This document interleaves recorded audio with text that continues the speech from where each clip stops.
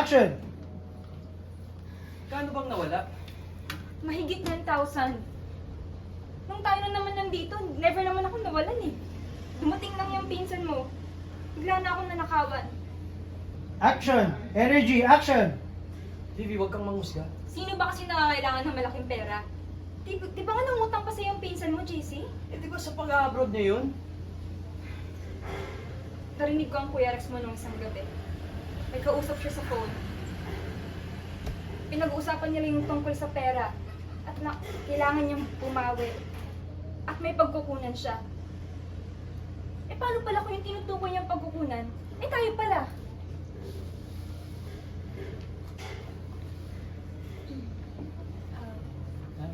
JC, wala, pero simula kasi nung tumungtong yan sa bahay mo si kuya mo, medyo iba na talaga yung kutubo ko eh.